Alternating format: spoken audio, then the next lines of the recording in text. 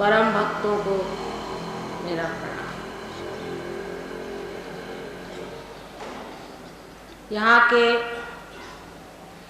व्यवस्थापक, विशेषकर अध्यक्ष महाराज चुग साहब और इतरत्र सनातन धर्म मंदिर के चालक लोगों को मैं बहुत धन्यवाद देती हूँ कि हर बार ऐसी शुभ घड़ी मेरे लिए बड़ी आनंददायी, अत्यंत मधुर ऐसी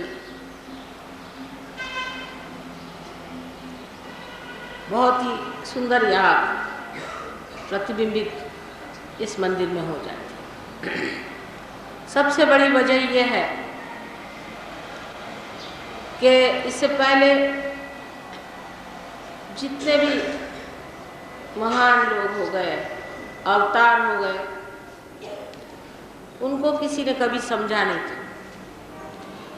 आपने सुना होगा कि ज्ञानेश्वर जी मंदिरों में जाते थे तो उनको मंदिरों में आना मना, नामदेव जी को मंदिरों में जाना मना था, जनाबाई को मंदिरों में जाना मना था। इसी प्रकार जहाँ जहाँ बड़े संत लोग हुए, मंदिर के दरवाजे उनके लिए हमेशा पता नहीं क्यों बंद रहते थे। लेकिन आज की इस आधुनिक स्थिति में ये बड़ी विशेष बात मुझे लगती है कि हमारे मंदिरों के जो संस्थापक तथा चालक है वो सत्य को पहचानते हैं और वो सत्य को समझते हैं। ये आपका परम भाग्य, क्योंकि ऐसे घर मंदिर होते कि जहाँ स्वयं ही किसी साधु संतों को आना मना हो जाए तो फिर ऐसे मंदिरों में वही लोग आकर जम जाते जिनको सिर्फ रुपया पैसा बनाना।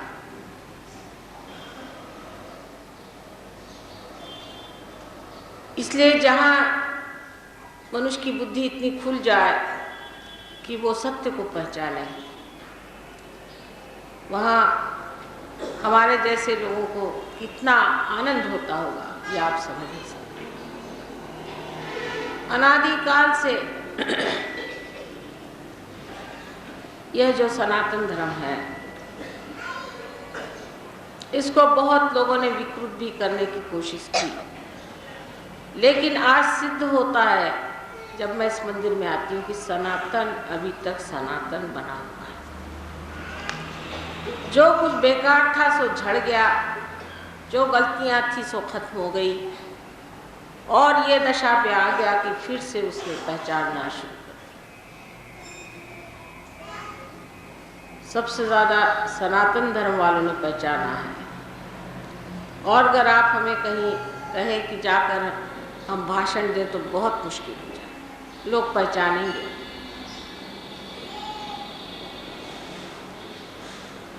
इस वजह से इस मंदिर में आते हुए मुझे अत्यानंद है।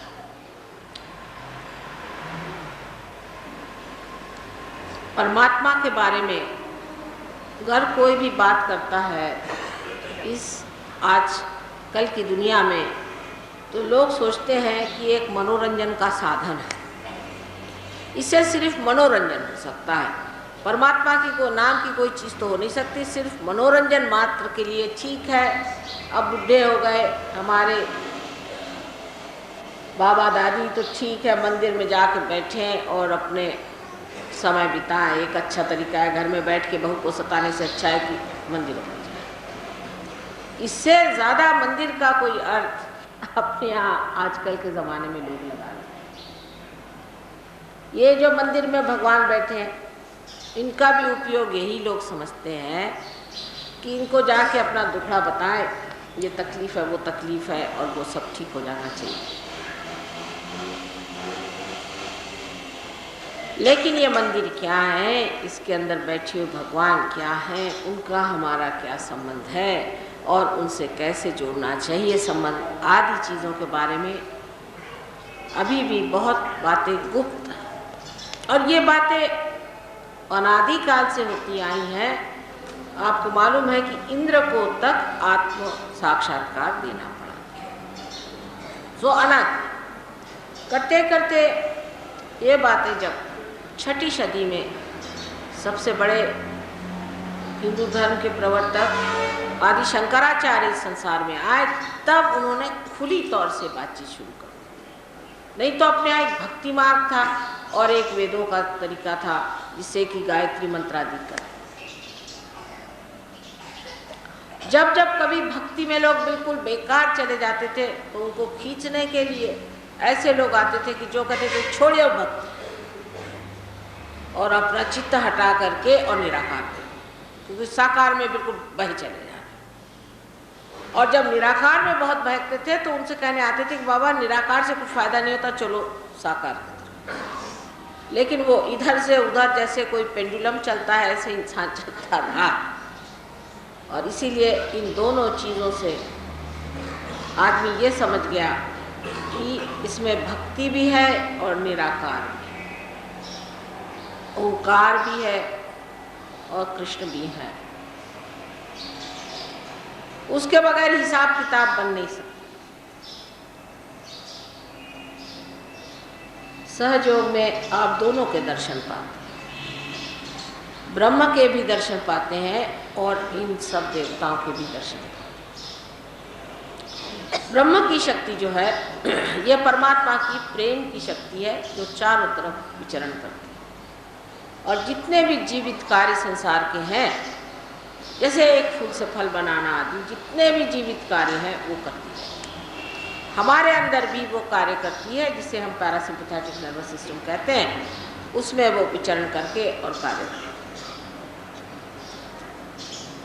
ये तो ब्रह्म की शक्ति है। और इस शक्ति को जानने के लिए हमारे अंदर जो यंत्रणा परमात्मा ने की है, जो व्यवस्था परमात्मा ने की है, वो बहुत कमाल है।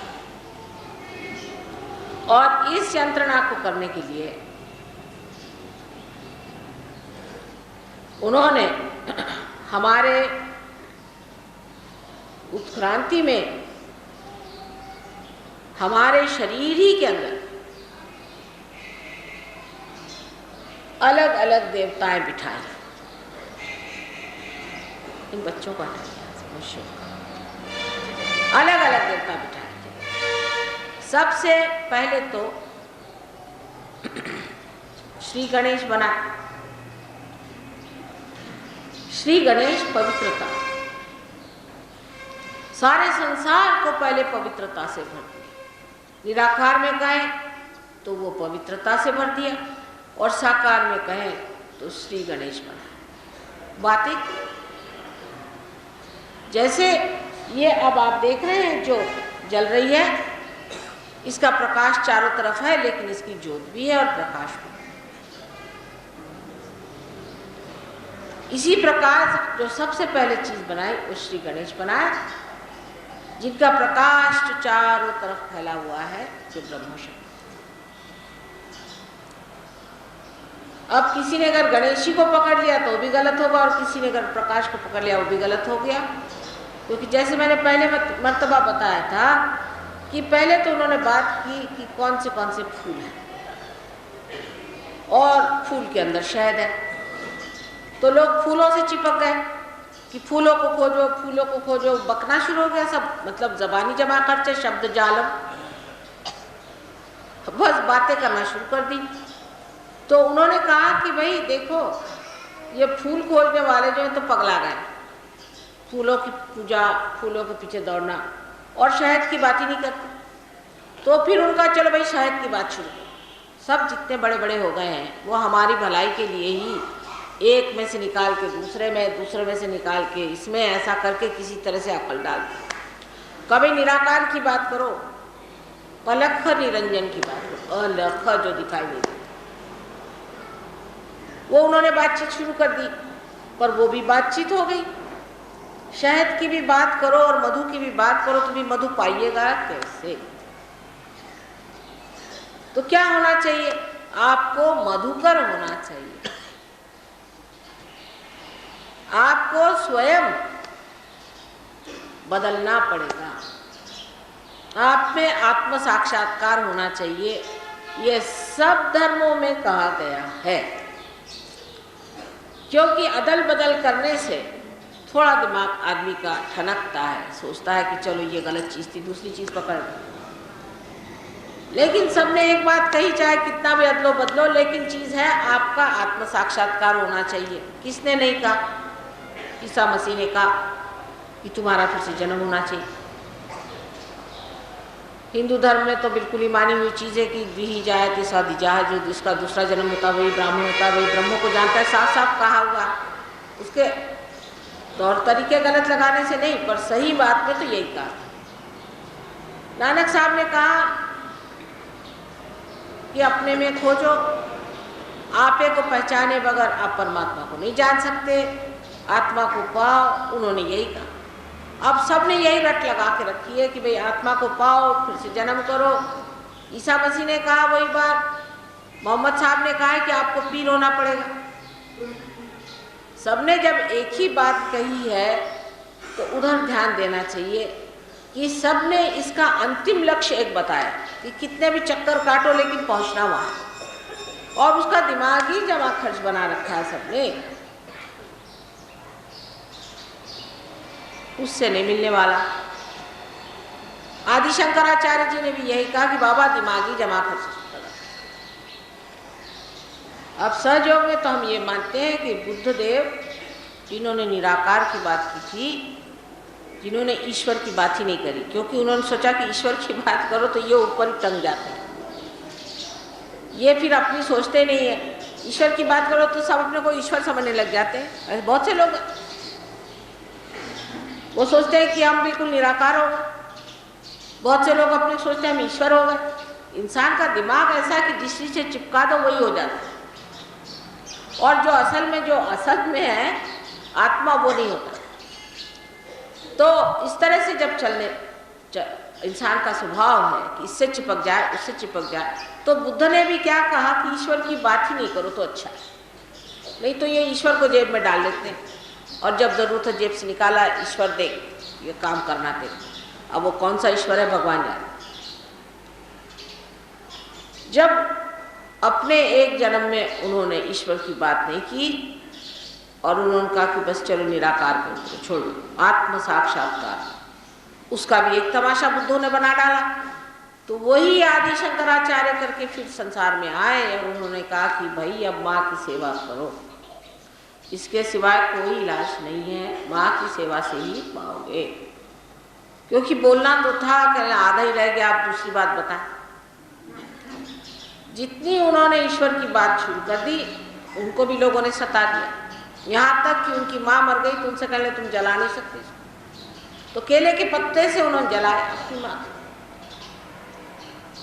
इस प्रकार एक से एक अक्लमंद लोग सबके सापके उनको उठाने पड़े।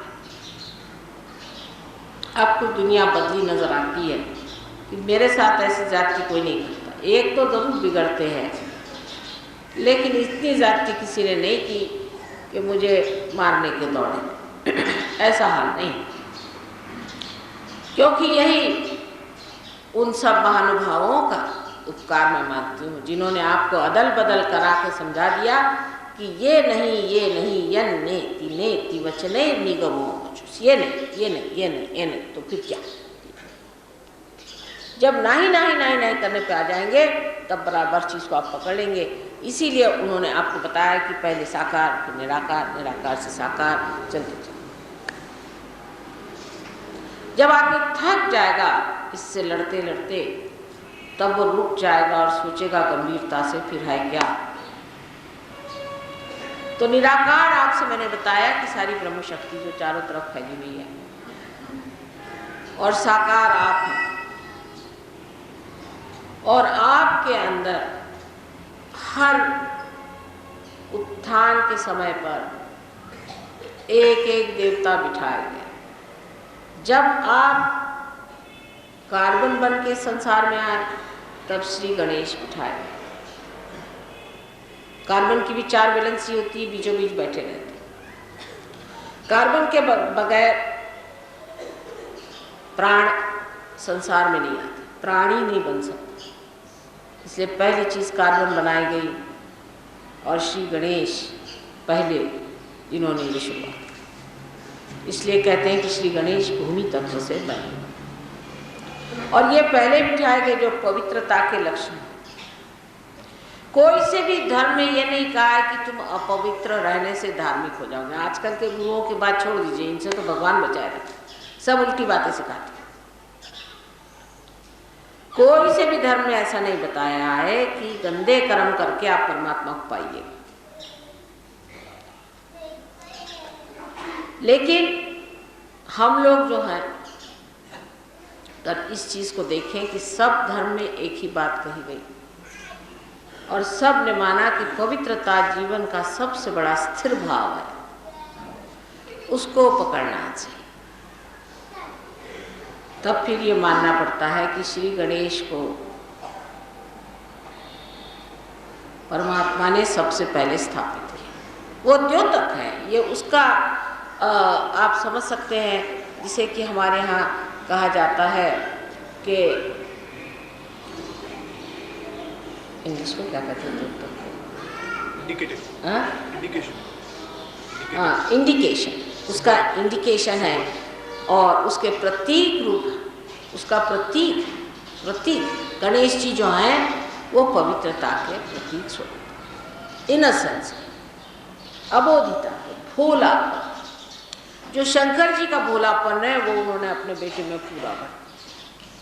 और भोला जो आदमी होता है वो सबसे ज़्यादा शक्तिशाली, सबसे शक्तिशाली भगवान जो है वो श्री गणेश माने जाते। माने सबसे ज़्यादा शक्तिशाली इंसान वो होता है जो सबसे भोला। और आजकल तो लोग कोई मानते नहीं कि भोलापन कोई चीज़ भी हो। तो पहले चक्र पे उन्होंने गणेश जी को बिठाया। अब नानक साहब ने या कबीरदास ने, सबने ही ये माना है कि अपने अंदर कुंडलिनी नाम की शक्ति। और गुरु ग्रंथ साहब में जिन नामदेव आदि लोगों के बहुत से खंड आते हैं, ये लोग तो विट्ठल को माना करते थे। तो ये समझ लेना चाहिए कि उन सब लोगों ने परमात्मा को दो स्वरूप में देखा था, साकार और निराकार। किसने निराकार की ज्यादा बात की और किसी ने साकार की, जैसा समय था।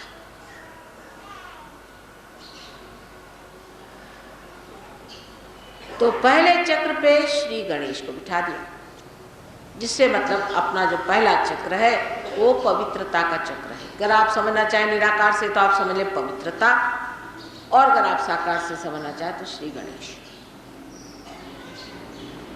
इस चक्र से ऊपर कुंडलिनी का स्थान है, ये समझने की बात है, ये बहुत बड़ी बात है। इसके ऊपर में कुंडलिनी रहती है, नीचे में नहीं रहती इस चक्र।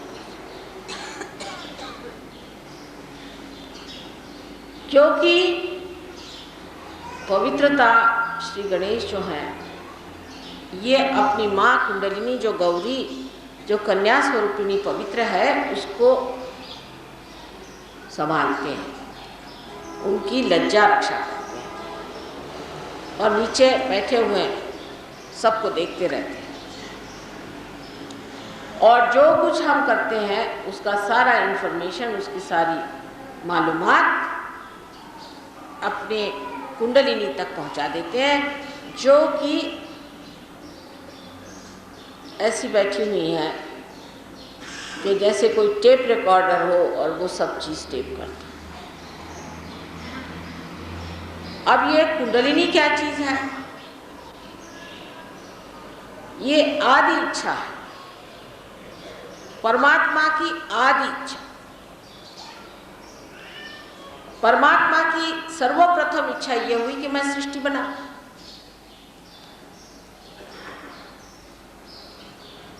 और ये सृष्टि मुझे जाने,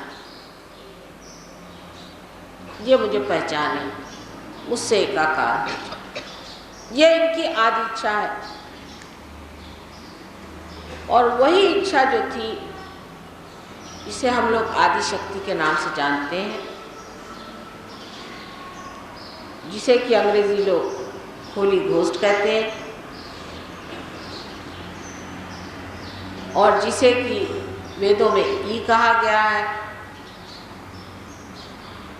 और जिसे नानक साहब ने भी पहली माँ कहकर पुकारा। ये जो प्रथम इच्छा थी, यही साकार स्वरूप होकर उन्होंने सृष्टि की रचना की और श्री गणेश को बना के बिठा दिया, जो गौरी स्वरूपा हमारे अंदर कुंडलिनी, इसको वर्जिन इसलिए कहते हैं, कन्या स्वरूपिणी है, अत्यंत पवित्र है। और एक ही शुद्ध इच्छा है मनुष्य के अंदर, बाकी सब विकृत है। एक शुद्ध इच्छा, बाकी सब अशुद्ध है, माने एक ही वर्जिन इच्छा है। वर्जिन माने जिसने, जैसे वर्जिन लैंड का मतलब जिसने अभी इस्तेमाल नहीं किया, जिस जमीन को अभी तक हमने खोदा नहीं, उसे वर्जिन लैंड। तो ये जो कन्या स्वरूपिणी अत्यंत पवित्र इच्छा हमारे अंदर है, वो एक ही है, वो ये कि हम उस परमात्मा को जाने जिसने हमें बनाया। आत्मा साक्षात्कार होकर हम उस परमात्मा को जान लें, ये शुद्ध इच्छा हमारे अंदर कुंडलिनी स्वरूपिणी बैठी, क्योंकि वो अभी तक कार्यान्वित नहीं हुई है, इसलिए इस कुंडलिनी की अवस्था को सुप्तावस्था कहते हैं, माने सोई हुई है। जिस वक्त ये कार्यान्वित हो जाएगी, तब कह सकते हैं कि इसका उत्थान या इसका अंकुर खुल गया, जैसे कि बीज के अंदर का अंकुर खुल जाए।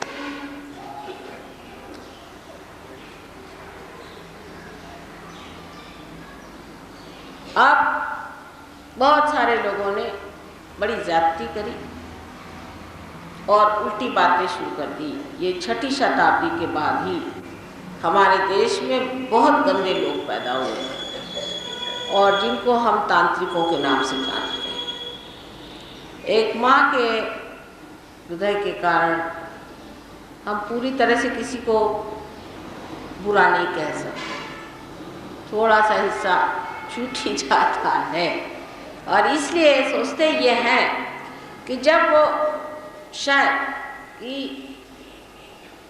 इस सबसे प्रथम चक्र जिससे कि हमारी सब उत्सर्ग क्रियाएं होती है, एक्सक्रीशन होता है, उसकी ओर नजर कर रहे थे, तो उन्होंने सिर्फ गणेश जी की सूंड देखी होगी और सोच लिया हो कि कुंडलिनी इस मूलाधार चक्र में है। पर कुंडलिनी तो मूलाधार में बैठी है, वो मूलाधार, और ये मूलाधार चक्र है, ये अंतर है, और यही चक्र बाहर है।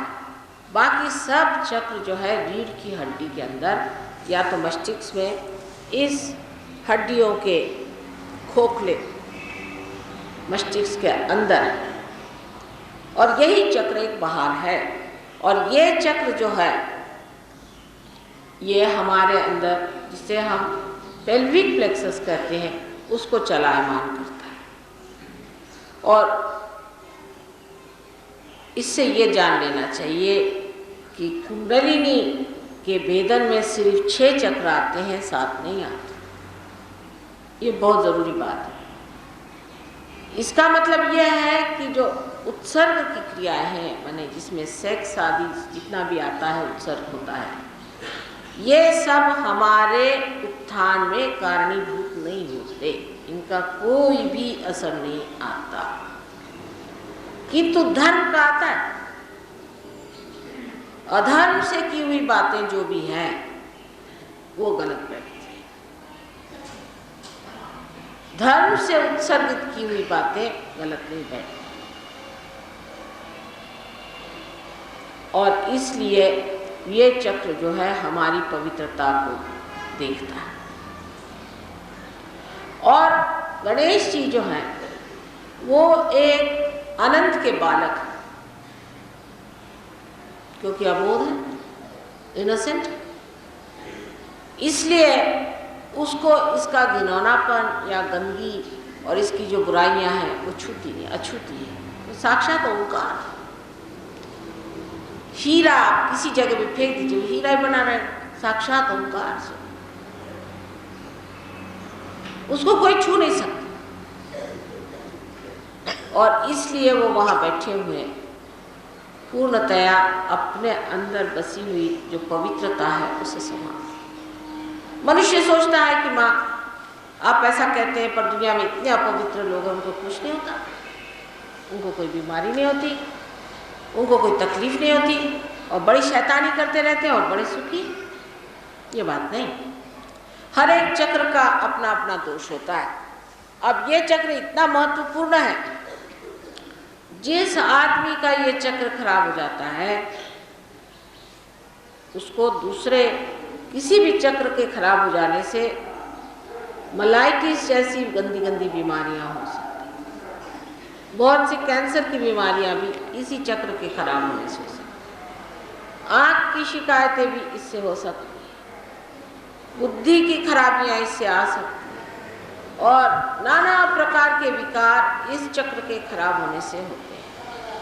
इसलिए जो लोग कहते हैं कि आदमी की अपवित्रता से कोई फर्क नहीं पड़ता, वो दोनों का कनेक्शन ही नहीं बना, वो जोड़ ही नहीं पाते कि ये इस वजह से है। ये तो जब आप पार हो जाएंगे, जब आप संत जन हो जाएंगे, जब आत्म में चैतन्य लहरियां बहना शुरू हो जाएंगी, तब ये निराकार आपसे बोलेगा, आपके हाथों में बोलेगा कि देखो इस आदमी की क्या खराबी है और इसे क्या ठीक है। और आपको आश्चर्य होगा कि जो चक्र ये दिखाएगा वही खराबी उस आदमी की होगी। मोहम्मद साहब ने कहा है कि जब उत्थान का समय आएगा, यानी ये आज का समय, उस समय आपके हाथ बोलेंगे, आपके हाथों पे आप चक्रों को जानकर बता सकेंगे कि इस आदमी में कौन सा दोष है। ये यहाँ पर और यहाँ पर मूलाधार का स्थान है। परमात्मा की असीम कृपा से आप योग भूमि में बैठे हैं, बड़े बड़े संत यहाँ हो गए, इनके चरण इस भूमि को छू चुके हैं। ये बड़ी भारी योग भूमि है, इसका वर्णन जितना भी करें सो कम है। कल मैंने न जाने अपने को कितनी बार रोका कि इसका वर्णन मैं कैसे करूं। सारे विश्व की कुंडलिनी यहाँ पर बैठी हुई है महाराष्ट्र में। 3.5 पीठ है, बहुत लोग बोलते 3.5 पीठ है। अरे 3.5 पीठ है मैंने क्या, सारे विश्व की कुंडलिनी के 3.5 पीठ महाराष्ट्र में है। अष्टविनायक महाराष्ट्र में है, 8 तरफ से घेर दिया, पवित्रता के इंतजामात कर लिए हैं। अष्टविनायक और 3.5 पीठ उसमें 28 देवी के स्थान बना दिए। सब पृथ्वी ने इंतजाम यहाँ किए हुए, ज्योतिर्लिंग, सारा इंतजाम इस देश में जितना है कहीं भी नहीं हुआ। हालांकि इंग्लैंड में भी मैंने देखा कि ज़मीन के अंदर से ऐसे पत्थर आ गए जिनमें से वाइब्रेशंस आते हैं, स्टोनहेंज कहते हैं उसको, लेकिन इनको कुछ भी समझ में नहीं आता। इनके यहाँ कोई ऐसे पीर हुए नहीं, कोई ऐसे महात्मा संत हुए नहीं जो कहे। मक्का में भी जो शिव है, मक्का में भी जो पत्थर है, उसका भी वर्णन अपने पुराणों में है, उसका नाम मक्केश्वर शिव। आप देख, पंजा साहब जो उन्होंने जो निकाला था वो भी वही चीज। उस जगह से, उस जगह में चैतन्य आता है। अभी देखिए, अभी हम यहाँ बैठे हुए हैं, ये आपने जो इस पर चीज बिछाई, ये आप कितने भी सालों पड़ी रहे, किसी अगर संत को आप दिखाइए तो वो समझ जाएंगे कि इस पर कोई संत साधु बैठे। जो चीज छू जाती है उसी में चैतन्य बढ़ जाता है। आपको पिछली मर्तबा मैंने बताया था कि मैं कश्मीर गई थी, यहाँ नहीं कहीं और, तो हठात मुझे लगा यहाँ कोई बड़ी चैतन्यमय चीज़। तो हमने ड्राइवर से कहा भाई गाड़ी रोको, यहाँ पता करो कोई मंदिर शंदिर तो नहीं। तो उसने कहा माता जी यहाँ कहाँ मंदिर शंदिर है, ये तो बिल्कुल आप जंगल में घूम रहे। तो मैंने पति से कहा कि हो सकता है 4-5 मील की दरमियान कोई ना कोई चीज़ होनी चाहिए। अच्छा, मैंने कहा मैं जैसे कहती उसी रास्ते पे उससे चलो। तो चलते गए, एक जगह पहुँचे तो कहने तो सारे मुसलमानों की बस्ती है, आपको क्या मिलने वाला है। मैंने कहा यहाँ पूछो तो सही। तो उन्होंने बताया कि यहाँ हज़रत इकबाल है, एक बाल मोहम्मद साहब का रखा हुआ है और मैं 5 मिनट पर उसको धूप में पकड़ ली।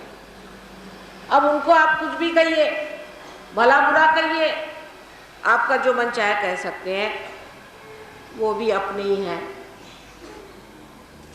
बिल्कुल अपने हैं, ये समझ लेना चाहिए। उनमें नानक साहब में कोई फ़र्क नहीं है, चाहे हिंदू मुसलमान लड़े, चाहे कुछ करें, गर्दन काटें, उससे फ़र्क नहीं पड़ने वाला। जो बात सही और सत्य मैं आपको बता रही हूँ।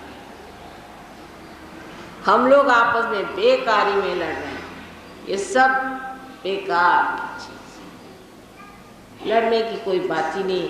आज हज़ारों मुसलमान सहयोग में आ रहे हैं क्योंकि उनके आगे एक खोमिनी खड़ा हो गया, भगवान बचाए रखे, वो कहते अब नहीं चाहिए मुसलमान, ऐसा उनकी भगवान ने कृपा कर और इतनी बदल उनमें आ गया कि अब वो कहते बाबा सहयोग, अच्छा वो गणेश जी की पूजा कर रहे हैं और आपको गणेश जी सिखाएंगे कैसे गणेश जी का क्या मतलब। तो सहयोग में आप समझ सकते हैं कि जो कुछ वास्तविकता है वो हमारे अंदर है, यथार्थ हमारे अंदर है, उसे समझ लें और दिमागी जमा खर्च न इकट्ठा करके लड़ाई झगड़ा मत करो बाबा। सब एक ही परमात्मा के अंग प्रत्यंग हुआ। इस विराट के आप अंग प्रत्यंग हो। और मोहम्मद साहब ने भी बता दिया, कान में जब उंगली डाल करके वो कहते हैं अल्लाह अकबर, ये तो मंत्र सहयोग में हम भी कहते हैं क्योंकि ये उंगलियां जो है शुद्धि चक्र की हैं। और कान में उंगली डालकर आप क्या कह रहे हैं, अल्लाह अकबर माने क्या, अल्लाह जो है परमात्मा जो है विराट, अकबर माने विराट। अरे भाषा बदल जाने से मतलब थोड़ी बदल जाता है। और इस तरह से आप समझिएगा कि जो चीज़ें प्रस्थापित अनेक वर्षों से हुई है, अनादि से हुई हैं, वो आज पूर्ण रूप से सत्य रूप से जब तक प्रकाशित नहीं होंगी तो आपके बच्चे खुद भाग खड़े होंगे और कहेंगे कि ऐसे भगवान से बचाओ, हमें नहीं चाहिए। ये सब कुछ तो भी दिमागी जमा खर्च है। आप लोग यूँ ही कुछ धंधा नहीं तो दिमागी जमा खर्च लाना, इसको सिद्ध कर सकते। सो कुंडलिनी का जागरण जब होता है तो पूरी की पूरी कुंडलिनी नहीं, उसका कुछ हिस्सा उठता है। बहुत से डोरियां बांध करके, जैसे समझ लीजिए ऐसी ये कुंडलिनी है, उसकी कुछ ही डोरियां सुषुम्ना नाड़ी से उठती हैं, मध्य का जो बीच में है। और इस नाड़ी से उठते वक्त जो कुछ भी उसमें शक्ति भरी जाती है या शक्ति लगती है वो गणेश देते हैं। माने आपकी पवित्रता बहुत ज़रूरी चीज़ होती है। अगर आदमी कोई पवित्र हो तो एक क्षण में वहाँ से वहाँ पहुँच कर कहाँ से कहाँ, एक क्षण। एक साहब मैं जानती हूँ, को बहुत बड़े आदमी है, वो 2 मिनट के अंदर में पार हो गए, 2 मिनट के। मैं हैरान हो गई कि उनकी कुंडलिनी जाके झड़ा, अत्यंत पवित्र आदमी है, वो कोई शंका। उनकी तंदुरुस्ती वैसे भी अच्छी रहती थी, उनकी कोई रुकावटें और नहीं थी, कोई कॉम्प्लिकेशन नहीं था। एकदम उनकी कुंडलिनी खुल करके चारों तरफ फैल गई और उनके हाथ से झर झर झर झर बाहर गए। ऐसे अनेक लोग अपने देहातों में, मतलब यहाँ तो मैंने इधर काम नहीं किया देहातों में इतना, लेकिन महाराष्ट्र के देहातों में हजारों लोग पार हो गए, हजारों। और उनके हाथ से झरझर झरझर कुंडलिनी की चैतन्य लहरियाँ बहने लग गई और उनकी सारी गंदी आदतें अपने आप टूट गई, क्योंकि उनके अंदर बसा हुआ जो धर्म है वो जागृत हो गया। अब ये दिन नहीं है कि हम आपसे कहें ये न करो वो न करो। और बाह्य को आदमी ज्यादा पकड़ेगा, अंदर को नहीं पकड़ता बेटे। कुछ न कुछ ऐसा बना दिया है बाह्य का, उसको पकड़ ले। हर एक धर्म में ये देखा मैंने कि बाह्य की चीज पकड़ता है, अंदर की जिस चीज है उसको नहीं पकड़ता। अब जैसे मुसलमान धर्म में शराब पीना मना है, शराब जरूर पिएंगे और नमाज 5 मरतबा जरूर पढ़ेंगे। बहुत से धर्मों में एकदम शराब पीना मना है, और सही बात, इस वजह से मना किया गया था कि ये चीज चेतना के विरोध में जाती।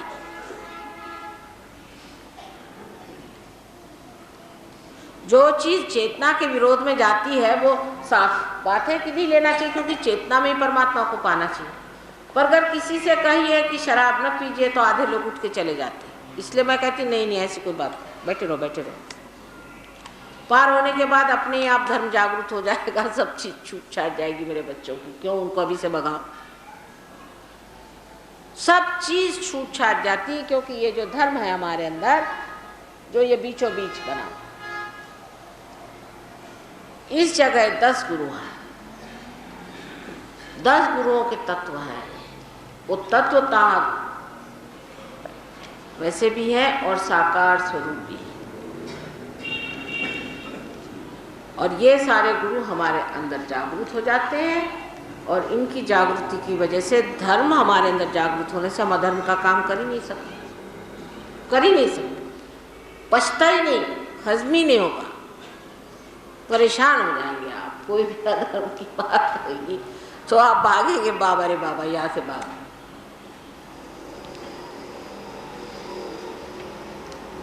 और ये चीज अपने आप घटित हो जाती है। थोड़ी सी जरा सी मेहनत करनी पड़ती है अपने को जमाने की, लेकिन अपने आप घटित हो जाने से मनुष्य का धर्म जागृत हो जाता है। किसी को कहना नहीं पड़ता कि बेटे तू ये नहीं कर, क्योंकि ये कहने में आजकल के ज़माने में कोई सुनने भी नहीं वाला, और एक आफत खड़ी हो जाए। सबको दादा पुता करके भाई बैठ जाओ, कोई बात नहीं, ठीक है, शराब पीते हो ना, ठीक है, और भी धंधे, कोई बात नहीं, बैठ जाओ, जो भी करते हो कोई हर्ज नहीं, बेटे सब लोग बैठो, पहले पार हो जाओ फिर बात करें, तो कोई फिर बुरा नहीं मानता। लेकिन पहले ही शुरू कर दे कि भाई तुम शराब पीना मना है और फलाना मना है, सिगरेट नहीं पियो, तो लोग बिगड़े। अब मुसलमान लोगों का ये कहना है कि उनको सिगरेट मना नहीं करते, तब सिगरेट थी नहीं तो मना क्या करता है? फिर नानक साहब बन करके आया और कहा भाई सिगरेट मत पियो, क्योंकि अब सिगरेट भी निकाली इन्होंने। अब कल आप लोग अगर गांजा वांजा पीते हैं तो लोग कहेंगे साहब नानक साहब ने तो नहीं कहा कि गांजा मत पियो, तो अब हम लोग पी सकते हैं गांजा। तो इस तरह से जो भगेड़ू लोग होते हैं उनसे तो भगवान ही बचा रहे। यानी कबीरदास जी जो कि इतने पहुँचे हुए थे, वो नहीं सोचते होंगे कि लोग कितने गंवार हैं। बिहार में उन्होंने सारा अपना जीवन बिताया, वहाँ इतना उत्थान का कार्य किया, और उन्होंने कुंडलिनी को सुरती कहा हुआ है, हर जगह सुरती कुंडलिनी को कहा। बिहार में आपको आश्चर्य होगा कि तंबाकू को वो सुरती कहते हैं। अकल है कि नहीं लोगों के पास एक से एक बढ़िया, कि क्या साहब कबीरदास भी सोचते होंगे कि किस बेवकूफ़ों से पाला पड़ा कि जिस कुंडलिनी की मैंने बात करी तो उसको ये लोग आजकल सुरती कहते। और हमारे महाराष्ट्र में भी श्री कृष्ण जो कि विशुद्धि चक्र पे वास कर, उनका जो मंदिर विट्ठल का बना हुआ है, जहाँ साक्षात कहते हैं विट्ठल विराजे थे, उस जगह में 1 महीने के लिए लोग हाथ में टुकुर टुकुर टुकुर टुकुर बजाते चलते हैं, विट्ठल विट्ठल करते हुए, और मुंह में तंबाकू दमा लेते, जिससे कि नफरत है बिल्कुल श्री कृष्ण, नफरत। अब वो कैंसर जब होने लग गया तब अच्छा हुआ, अपने आप छूटे। और आश्चर्य उससे भी बढ़ के मुझे तो तब होता है, मैं बचपन से सोचती थी कि इंसान की खोपड़ी कैसे बैठी, जब ये देखता है कि कोई शराब खाने में जाकर वहां से लौट रहा है और खूब चढ़ाया हुआ दूध है, तो फिर उसी शराब खाने में क्यों जाता है जब होश में? लेकिन ये आश्चर्य की सब चीजें तो मनुष्य ही में है, परमात्मा का मुझे कोई आश्चर्य नहीं लगता, क्योंकि वो बिल्कुल जो कहते वही करते हैं, और जो है सो है। पर मनुष्य करता एक है, बोलता एक और कहता दूसरा। इसकी वजह यह है कि इन सब चक्रों का समग्रता है, इन चक्रों में जो समग्रता है, इंटीग्रेशन चाहिए, वो नहीं। एक चक्र दूसरों से अलग है। धर्म के बारे में एक आध आदमी से कहे तो भाषण देने तैयार। अभी एक साहब मुझे मिले थे सोलापुर में, भाषण हुआ तो कहले माता जी, एक साहब आए थे अभी बड़े बाबा जी, तो वो हमसे कहने लगे कि भाई अपने देश में इतनी गरीबी है, कि लोग बालू भी खाते हैं। मैंने कहा ऐसा तो मैंने कहीं देखा नहीं कि बालू वालू खाते होंगे, और ये है और वो है, और तुम अमीर लोग कुछ पैसा नहीं देते हो, हमको कुछ पैसा दो तो हम इनका भला करें। उन्होंने अपना हिसाब बना लिया और कह ले जाते वक्त वो इम्पोर्टेड गाड़ी में गए, कुछ समझ में नहीं आया। तो मैंने कहा यही तो खासियत है कि तुम लोग पैसा भी ऐसे आदमी को दोगे जो ऐसे किससे सुनाएगा तुम्हारे सामने क्या हा हा हा हा, जैसे कि बड़े परमात्मा बने बैठे, और उसको कुछ है परवाह, वो तो आपके रुपए बनाने पे आ रहा है। अरे जब इस देश में ऐसे ऐसे महादुष्ट है, एक साहब ने तो 6000 कोट रुपया कमाया हुआ है, 6000 कोटी ये धंधे कर। तो हम लोग इसको किसने दिया पैसा? बेवकूफ लोग होंगे तभी तो ना, लेकिन इतने बेवकूफ एक साथ पैदा हो जाए तो बड़ी मुश्किल हो जाएगी। 2-4 हो तो ठीक हो। और इसी प्रकार के लोग लोगों को भाते हैं। जब तक आपके अंदर सहयोग जागरूक नहीं होगा तब तक आप कैसे जानिएगा कि कौन असल और कौन नकल, किस में असलियत है और किस में नकली। जब तक हाथ में चैतन्य लहरियां नहीं बहेंगी तब तक आप कैसे कहेंगे कि कौन सच्चा और कौन झूठा? आपकी अपनी ही शक्ति अभी तक जागरूक नहीं है, आपके अंदर अभी अपना ही दीपक नहीं है। इस अंधेरे में आप किस चीज से लड़खड़ा रहे हैं आप जानते ही नहीं। इसलिए आत्मा का साक्षात्कार सबसे पहले होना चाहिए, फिर सब बातें हों। पहले उसका साक्षात्कार ले लो। इस अंधेरे से पहले जागो, फिर सब तुम्हें अंधेरे अपने अंदर के दिखाई देंगे, अपने अंदर की ठोकरें दिखाई देंगी, अपने अंदर की गलतियां दिखाई देंगी। और तुम्हारा आत्मा ही तुम्हारा गुरु है, वही गुरु जिसको कि अनंत काल से गुरुओं ने पाला पोसा बड़ा किया, जिसकी बात की थी, वही गुरु तुम्हारे अंदर है। वही तुमको सिखाएगा कि देखिए ये आप नहीं है, ये कुछ और चीज, इसको छोड़, इसको छोड़। उस आत्मा को जागरूक करना चाहिए। किसी भी धर्म को आप अभी मानते हैं, ये तो मानना सिर्फ दिमागी जमा खर्च है। आत्मा के धर्म को फिर आप मानें, वही असल धर्म। बाकी सारे धर्म एक प्रकार से झुठला गए।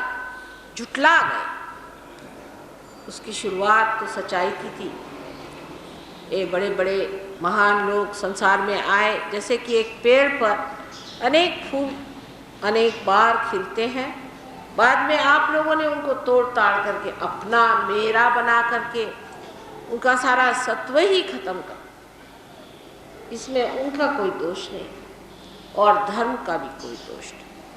ये तो आप लोगों की हरकतें हैं जिससे ये सब खराबी आ। अब आपको जगाने का एक ही तरीका मैंने सोचा कि पहले आपको आत्मा ही जगा दें, फिर उसके बाद दूसरी बातें करें। कैसा भी हो, कैसा भी आदमी हो, कुछ भी हो, चलिए आइए पहले पार हो जाए, पहले पार हो जाए। पार होने के बाद फिर हम देख लेंगे। पुनर्जन्म हुए बगैर आदमी समझ ही नहीं सकता बात। सारी बात जो है ज़बानी जमा खर्च हो जाता है, और धर्म भी एक ज़बानी जमा खर्च होता है। जब ये धर्म जागरूक हो जाता है तो जो लोग यहाँ बैठे विदेशी, इन्होंने जितने धंधे किए हैं, हम लोगों के कितनी भी कोशिश करने से हम लोग कर नहीं सकते, क्योंकि ये तो धर्म को सोचते हैं ये गलत चीज़ है, इसको छोड़ना ही बड़ा मानता है। इनके फ्रॉइड साहब एक गुरु थे, उन्होंने ऐसे ही सिखाया, माँ बहन मानना पाप है, ऐसे ही इनको सिखाया गया। और ये उसको ही सत्य मान के उस पर चले हुए लोग हैं बेचारे, और ये सब छोड़ छाड़ करके कमल के जैसे ऊपर खिल उठे, एकदम बदल गई, इनकी ज़िंदगी बदल गई, इतना खूबसूरत हो गई। लेकिन हिंदुस्तानी बड़ी मुश्किल से छोड़ता है, उसके चिपक ज़्यादा है, क्योंकि अनादिकाल से चीज़ चली आई। अच्छी चीज़ चिपकी रह जाए तो बहुत सुंदर होता है, लेकिन बुरी चीज़ें ज़्यादा ही चिपक, इसलिए छूटती कम, पर धीरे धीरे छोड़ना ही पड़ता है, क्योंकि आपने नहीं छोड़ा तो आपके वाइब्रेशन टूट जाएगा, आप स्थापित नहीं हो सकते। अब आपके अंदर एक और तीसरा चक्र है जो कि वास्तव में दूसरा माना जाता है, जिसे स्वाधिष्ठान चक्र कहते हैं। ये चक्र जो है ये आपको ब्रह्मदेव की शक्ति देता है, जिसकी वजह से मनुष्य विचारता है, विचार करता है, आगे की सोचता है, कोई चीज़ बनाता है। जैसे एक आपने फर्नीचर बना दिया, एक पेड़ टूट गया, आदमी ने सोचा चलो फर्नीचर बना ले। तो पहले मेरे ख्याल से बहुत बूढ़े लोगों के बनाते होंगे फर्नीचर, जो ज़मीन पे नहीं बैठ सकते होंगे। करते करते जवानों ने कहा कि हम भी फर्नीचर बना लें। करते करते फर्नीचर बैठ गया सर पे, ऊपर ज़मीन पे नहीं बैठ सकते, कुर्सी लेके चलना पड़ता। ये जो शक्ति है इससे मनुष्य क्रिएट करता है, सर्जन करता है। और इस सर्जन शक्ति को हम जब बहुत ज़्यादा इस्तेमाल करते हैं, ज़रूरत से ज़्यादा, तब ऐसा करना का मध्य मध्य सगाने जिसको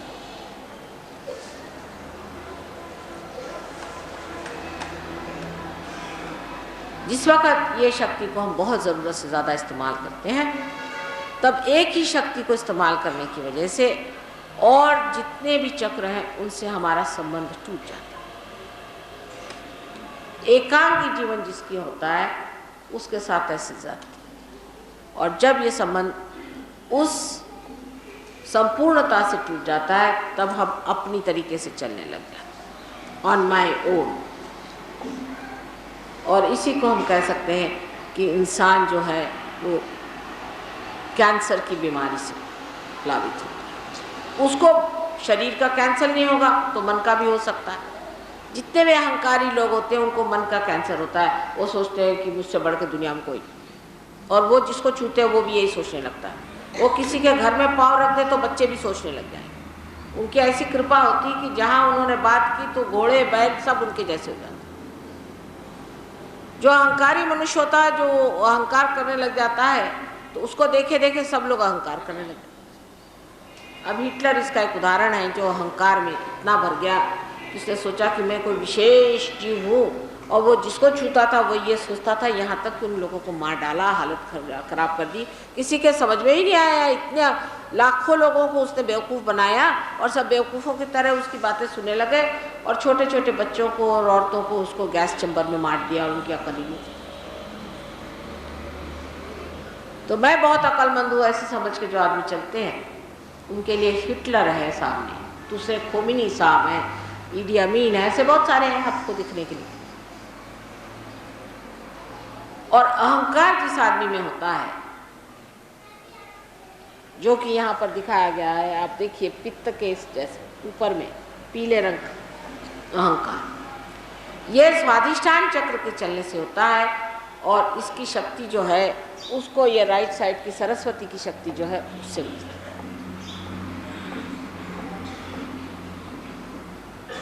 अब जिस आदमी के पास सरस्वती की शक्ति आ गई, वो अपने को दुनिया में सबसे होशियार समझता है और इतना इस्तेमाल करता है कि उस इस्तेमाल के जैसे बाई प्रोडक्ट की तरह से हमारे अंदर यह अहंकार तैयार हो जाता है। जैसे कि एक फैक्ट्री खूब चलाई तो उसमें धुआं होता है, उस तरह से हमारे अंदर अहंकार हो जाता है। और अहंकार का लक्षण क्या है, आपको आश्चर्य होगा, बेवकूफ़ी। जो अहंकारी मनुष्य होता है अत्यंत बेवकूफ़ होता है, उसकी बातें जिसको कहते हैं एकदम स्टूपिड, जैसे इडियोटिक, बड़ा इडियट होता है। कोई आदमी आपसे कहे कि मैं फर्स्ट आया, फर्स्ट से फर्स्ट आ गया और मैं फलाना हूँ और मैं यहाँ का राजा हूँ, और ये मंत्रियों से कहना भैया मैं गरीब, मुझे माफ़ करो, तुम यहाँ क्यों आ गए। हमारे यहाँ आपने पढ़ा होगा कि नारद जी को एक बार अहंकार हो और उन्होंने कितनी बेवकूफ़ी की थी, और माया नगरी में चले गए और वहाँ बेवकूफ़ जैसे बंदर बन के और वो दुनिया भर की चीज़ें करने लगे। ऐसे बेवकूफ़ लोगों को सब दुनिया हंसती है पीठ पीछे। आप देख लीजिए ऐसे अहंकारी लोगों की पीठ पीछे आप तारीफ सुनिए तो लोग एक बड़ा जोक बना के हंसते कि साहब ये बेवकूफ़ जो है अहंकारी, ये अपने को समझते तो अफलातून है, लेकिन है ये अहंकार।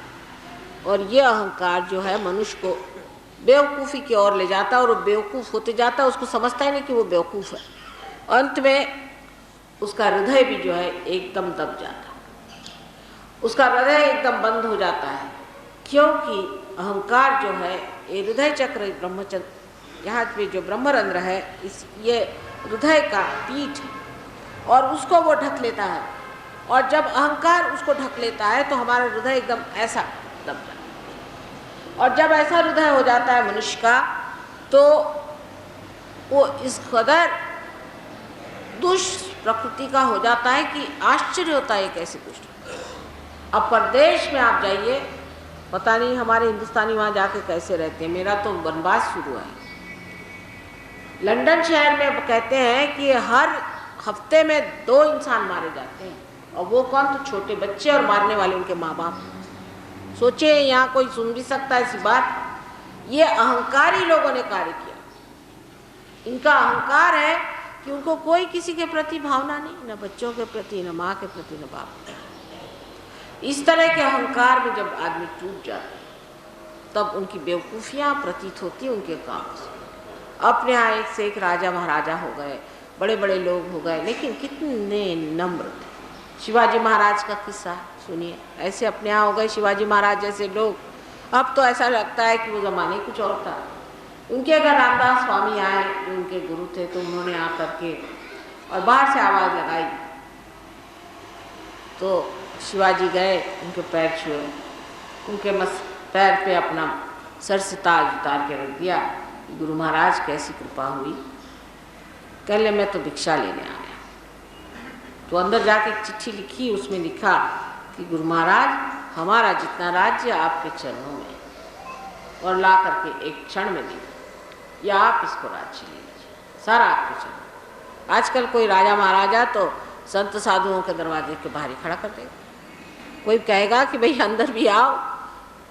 एक कोई काम कराना चाहिए, आप सरकारी नौकर किसी के पास जाइए तो वो दफ्तर में आपको बिठा के रखेगा प्यून के साथ में घंटों। अरे भाई एक छोटा सा हमारा काम है, क्या करें, आप सरकारी अफसर हैं यहाँ, एक हमारा एक इसका काम है सहयोग का, हम तो कुछ पैसा ऐसा नहीं लेते हैं, आप हमसे इतना सा ले लीजिए। तो वो कहेंगे चलिए आप बैठिए वहाँ, वो नहीं, कोई पूछेगा भी। और यहाँ तो साक्षात जो राजा थे वो जा करके उन्होंने अपनी सारे राज्य को प्रदान किया, और राज्य को प्रदान करके और उन्होंने कहा कि अब मैं सब कुछ त्याग चुका।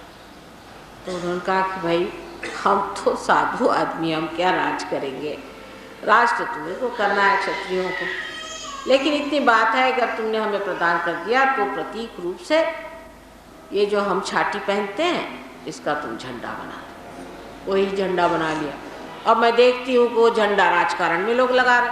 अरे भाई वो झंडा तो सन्यासियों का लक्षण है, उसको गाय को छूते हो आप लोग, छोड़ दो उसको, तो छोड़ो कम से कम। इस प्रकार हम लोग सब चीज़ का गड़बड़ी कर रहे हैं, किसी का दिमाग सही नहीं चल रहा। और हम लोग जब इस बेवकूफ़ी में बहते जाते हैं, इस अहंकार में, तो ये समझ ही में नहीं आता कि हम कहाँ बह रहे हैं। लेकिन अब जो देश इसमें बहुत ज़्यादा बढ़ गए, और जिन्होंने एटम बम और दुनिया भर के बम बना करके अपने विध्वंस का पूरी व्यवस्था कर रही, वो एकदम जाग उठे कि बाप रे कौन से राक्षस हमने इकट्ठे करे हैं और ये तो हमको ख़त्म कर देंगे। अगर अमेरिका ने एक बटन दबाया तो रशिया ख़त्म हो गया, रशियन ने दबाया तो ये ख़त्म हो गया। जब मुकाबले पे आ जाता है मामला, तब लोगों के खोपड़ी में बात आती है कि भाई ये क्या हमने ऐसा एडवांसमेंट कर ली, क्योंकि हृदय तो रहा नहीं। आत्मा जिस चीज़ में नहीं रहता है उसका यही हाल होने वाला है। कोई सी भी चीज़ बगैर आत्मा के आप करिए, चाहे आपका राजकारण हो, चाहे आपका कुछ भी, आत्मा के बगैर की हुई सब चीज़ जाके नश्वरी होगी और नष्ट होगी और नाशकारी, कभी ठीक।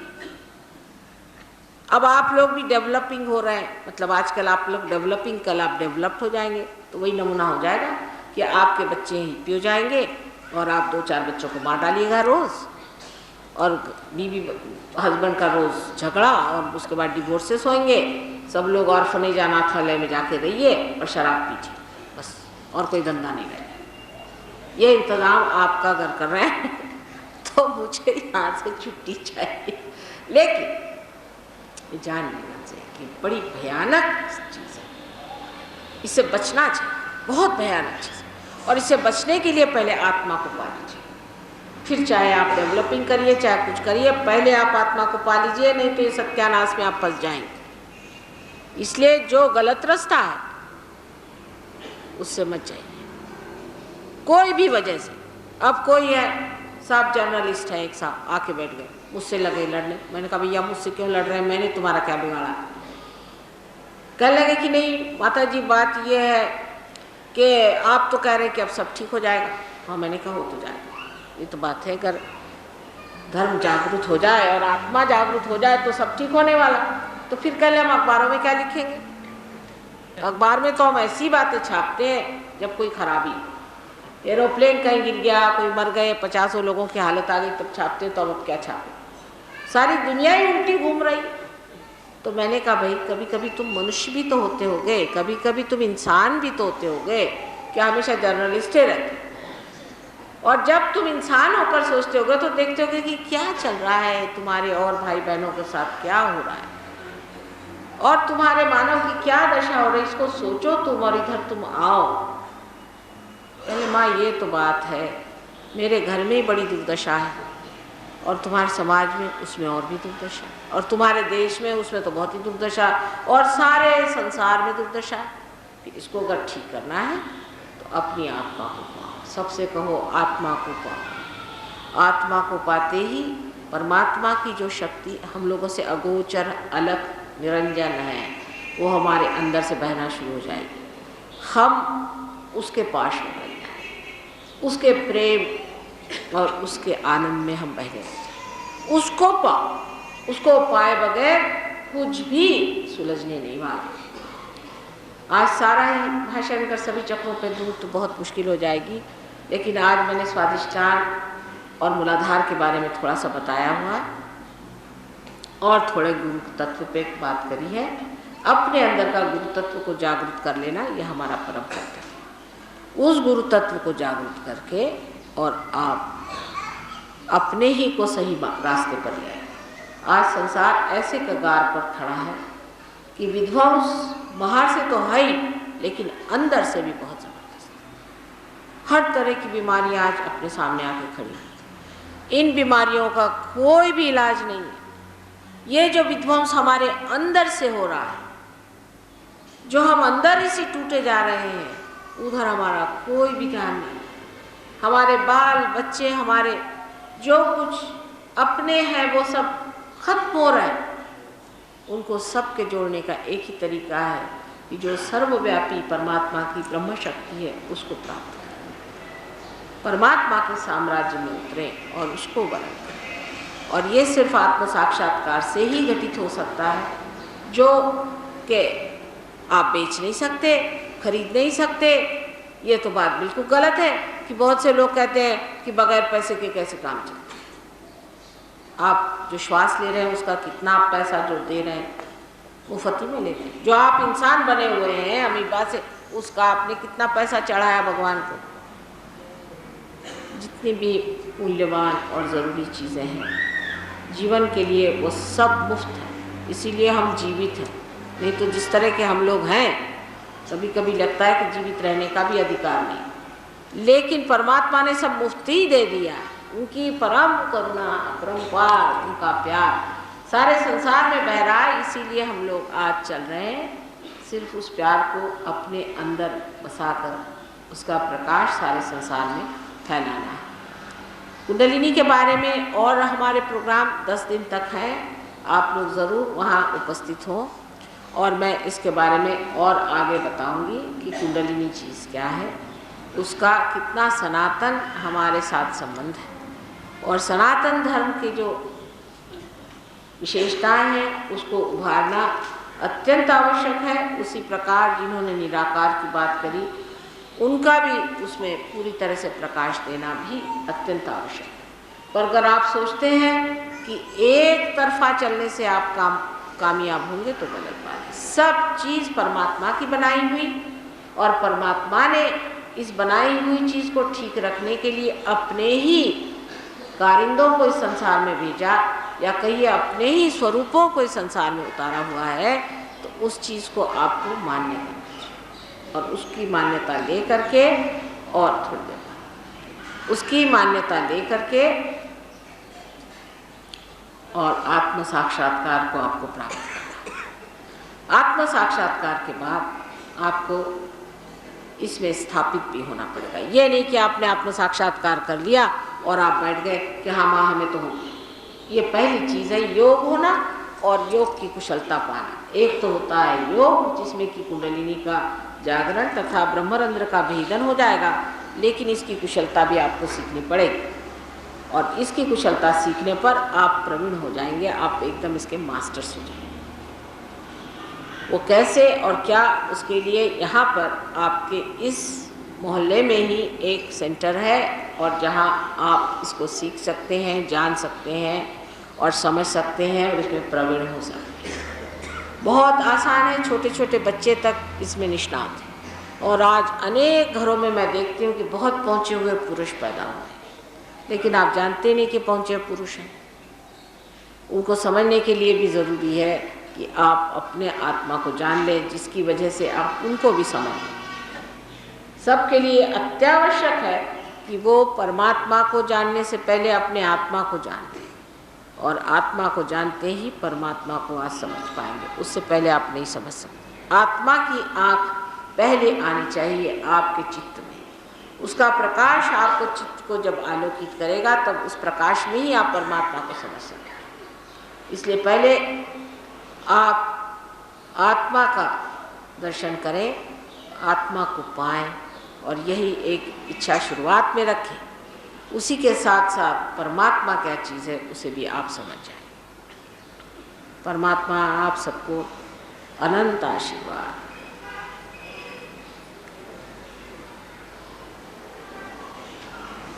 अब कोई प्रश्न हो तो पूछ लीजिए थोड़े बहुत।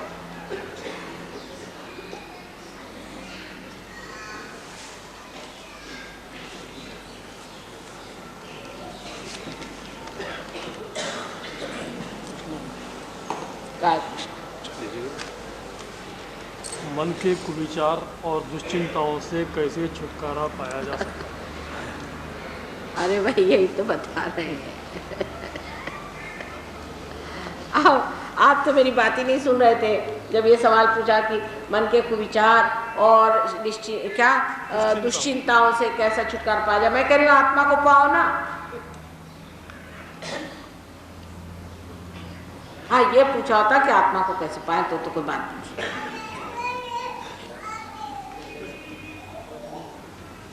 और कोई सवाल?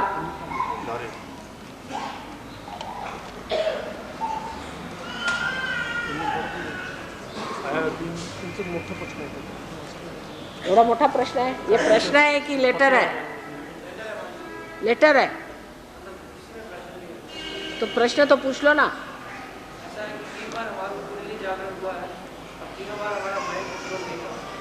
तीनों बार क्या हुआ? किसने किया कुंडलिनी जागरूक? किसने जागरूक किया? वाह वाह वाह, ठीक है।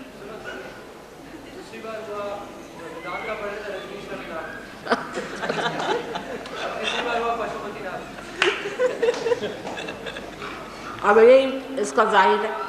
हमारे यहाँ तो पागल अच्छे हो जाते हैं, वहाँ अच्छे भले पागल हो जाते हैं। यही इसका साक्षात है। हम तो किसी बुराई नहीं करते बैठ के। और वो एक साहब से ज़रा सामने कह दिया कि भाई नहीं, हम कल कह रहे थे कि जो गुरु ठीक नहीं है उसके पास नहीं जाना चाहिए, माथा नहीं टेकना चाहिए, उसे एकादश रुद्र पकड़ता है। तो वो तो उठ के खड़े हो गए और चले गए। मैंने कहा भाई तुम्हारे गुरु कोई खराब ठीक है, तुम उठ के क्यों चले गए? बिल्कुल सही कहा आपने बेटे, आप गलत जगह पहुंच गए। ये लोग कोई भी कुंडलिनी जागरण नहीं करते हैं, तो भूत विद्या करते हैं।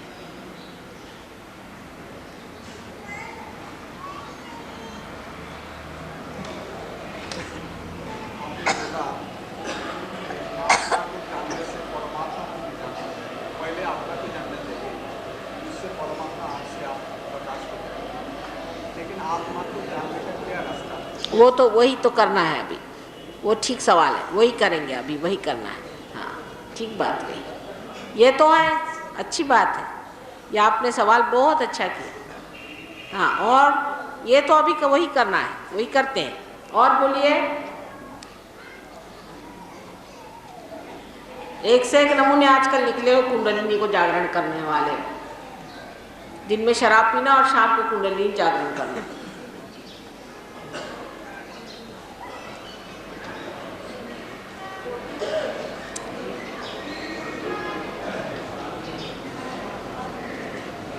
क्या बेटा? कहते हैं कि जब हम इस संसार में आते हैं, हाँ तो जो पुराने संस्कार लेके आते हैं, हाँ वो कुंडली में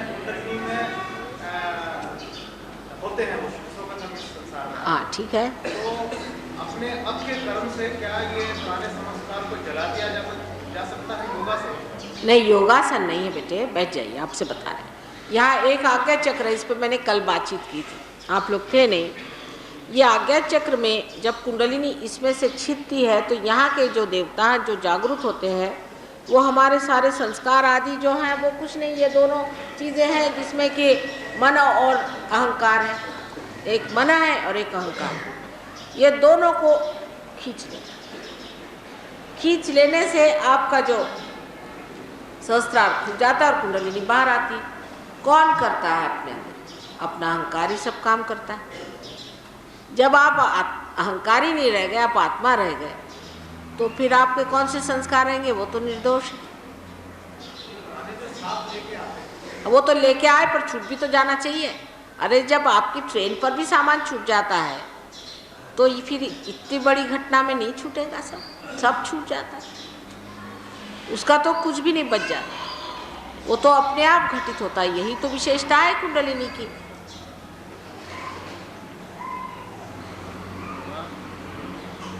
Mother, will you please tell us how a yogi could know his past birth and can know whether he will take birth or merge with God? आप पूर्व जन्म वास्तव में है, हम उसकी सजा पूर्व जन्म के कर्मों के अनुसार भुगतते हैं। हाँ, इन्होंने पूछा कि पूर्व जन्म में वास्तव में है और क्या पूर्व जन्म के अनुसार हम अपनी सजा भुगतते हैं। कुछ सही भी बात है, ठीक है, पर उसको भूल जाइए। अब क्या करने का पूर्व लेके बैठे हैं आप?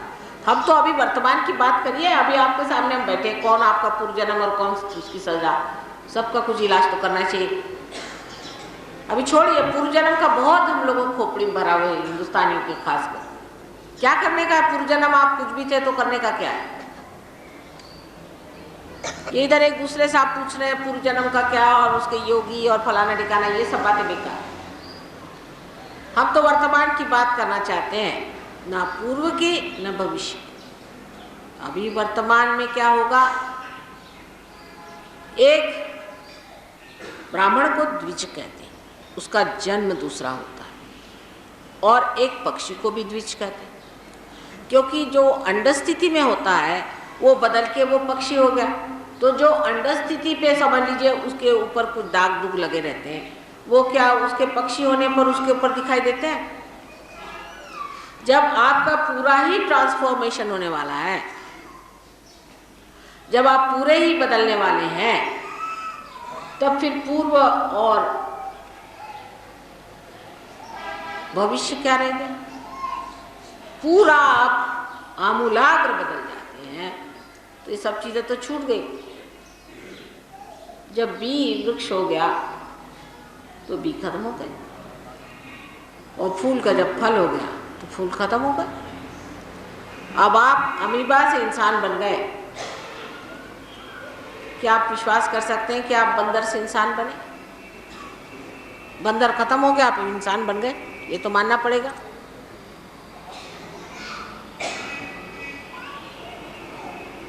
जब तक डार्विन ने नहीं कहा था, अगर कोई कहता तो कोई मानता, लेकिन जब आप साधु हो गए, जब संत हो गए,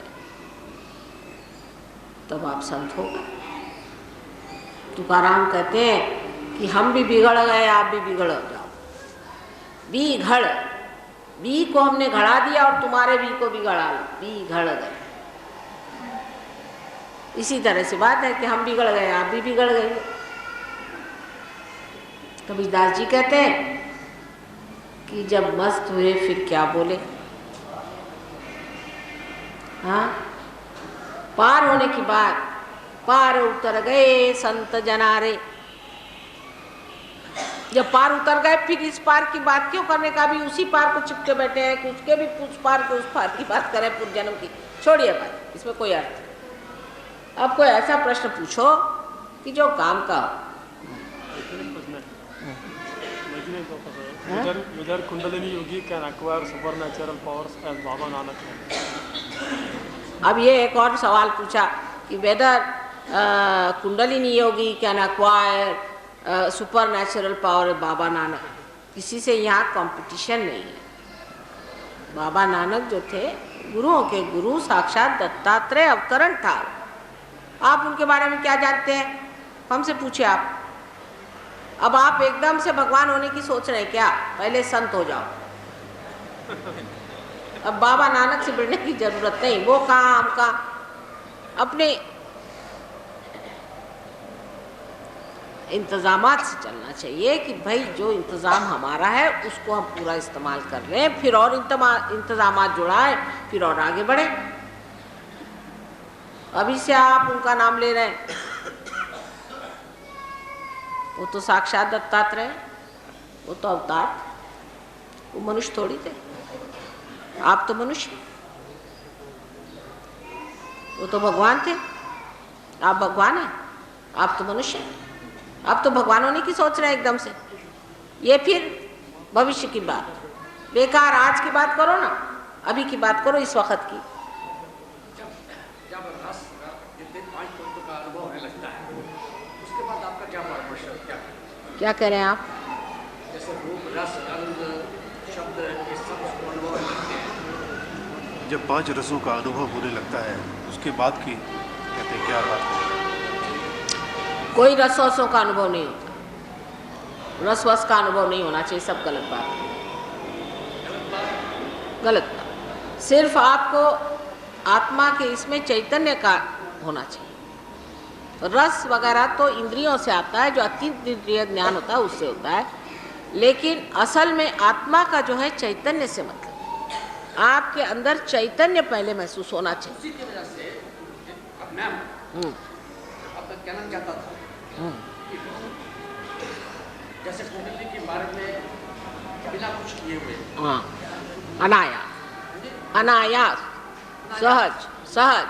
सहज, और इस सहज से मैं नहीं जानता कि मुझे क्या मिला, मैं बता नहीं सकता। आप आए, आप सहयोगी हैं क्या? आप सहयोगी हैं? मैं कुछ नहीं। फिर आप पा लीजिए बेटे, छोड़ दो इस बात को। ये शब्द जाल सर की खोपड़ी खड़ा, तुम बैठ जाओ, बेकार बात है, इसमें कोई अर्थ नहीं, उसमें कोई अर्थ नहीं।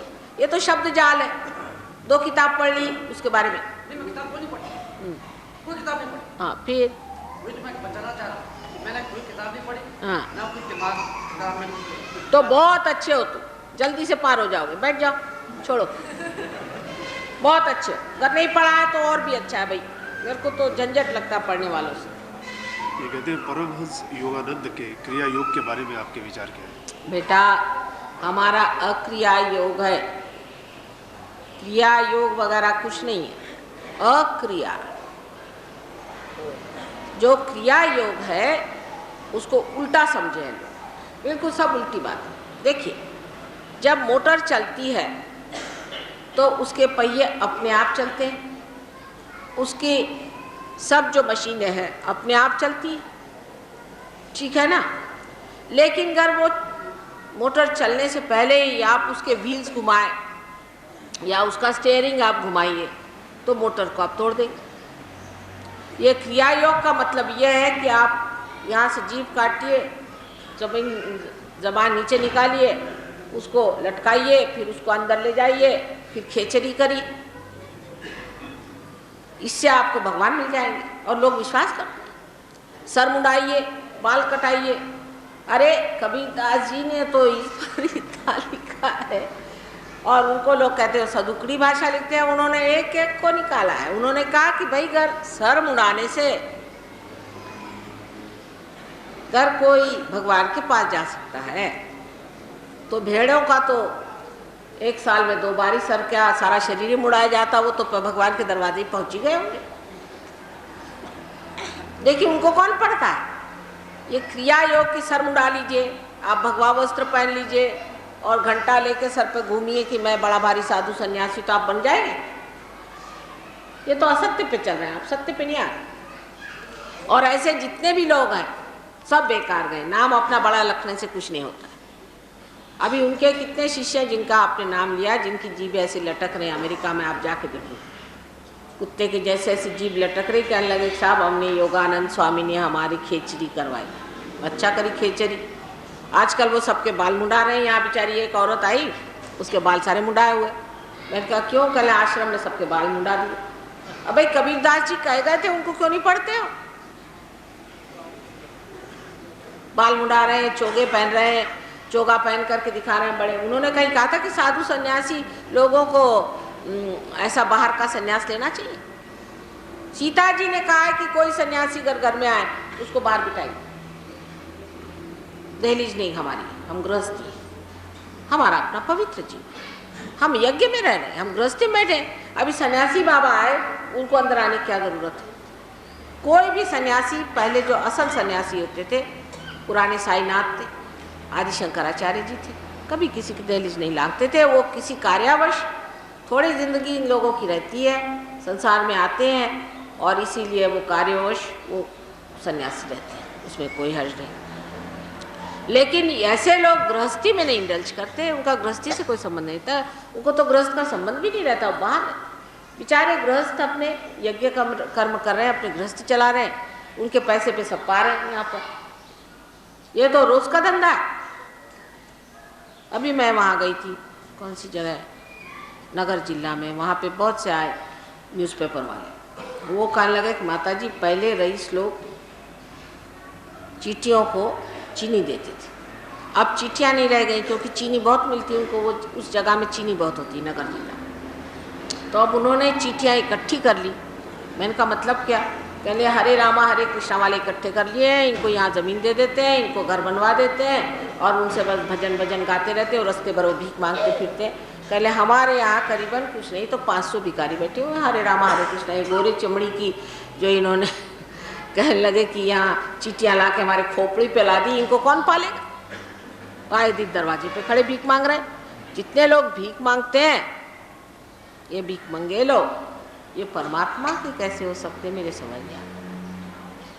भीख मांगना तो निषिद्ध है। सन्यासी भी एक बार भीख मांग करके खाना खाता है। ये तो नहीं कि दरवाजे जा जा के हर से पैसा मांग, ये मांग। अपने अभिमान से रहता है सन्यासी, क्योंकि वो खाना नहीं बनाता। पर ऐसे सन्यासी है कहाँ? ये तो सब दिखावे के बस सन्यासी बने हुए हैं आजकल संसार में।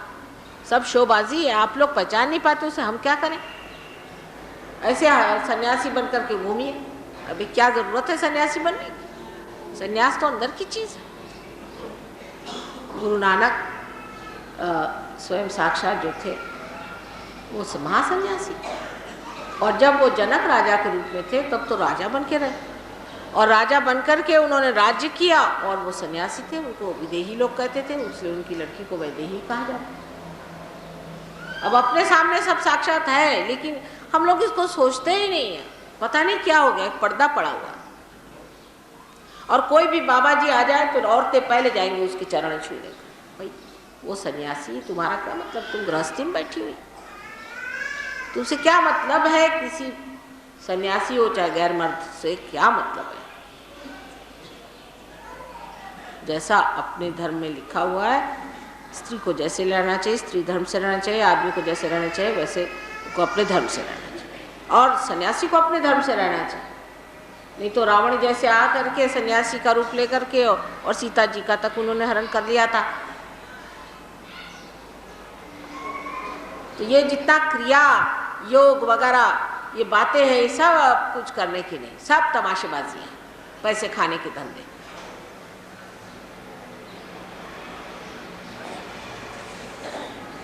सन्यास फन्यास लेने की कोई जरूरत नहीं। हाँ बेटा, कुंडलिनी शक्ति का कुंडलिनी शक्ति के जागरण के बारे में जो आपने बताया, अच्छा, इसके लिए जरूरी है नाम भजन से आपसे आपको कभी नहीं होगी बेटा, गलत बात। उसके लिए कोई सतगुरु होना चाहिए। और अपने आप से वो तो बहुत गलत है, लेकिन सतगुरु भी मिलना बहुत मुश्किल है, आजकल कोई है ये नहीं। जागरण के लिए हालात कोशिश करने की कंपलसरी नहीं, नथिंग, नाम जब से आपसे नहीं होगा, कभी नहीं, झूठ बात, कभी नहीं। कहाँ लिखा है ऐसे कि नाम जब से होगा? उन्होंने कहा था कि परमात्मा का नाम लो। इसका मतलब थोड़ी कि बैठे बैठे आप जपा करो। अरे कह दिया उन्होंने कि कर का मन का छाड़ी दे, मन का फिर अभी कोई पढ़ते ही नहीं ना, करे क्या? मन से एक बार परमात्मा का नाम लेना बहुत है। आप किसी मिनिस्टर के यहाँ जाके उसका नाम 10 बार पुकारे तो पुलिस पकड़ लेगी आपको। और ये भगवान का नाम 100 बार आप पुकारते हैं, न जाने कितनी बीमारियां आपको चिपक जाएंगी। ये गलत काम है। परमात्मा सारे शक्तियों से संपन्न है, इसलिए उनके रास्ते पर जाना है तो पहले आत्मा को पा के फिर जाओ। ये सब गलत है कि बैठे हो उनका नाम जप रहे हैं, सब मैकेनिकल है, उससे नहीं होता बेटे। और अगर हुआ हो तो गलत हो गया। सदगुरु अगर कोई हो तो वो कुंडलिनी का जागरण कर देते हैं। और फिर माँ की बात तो और ही है,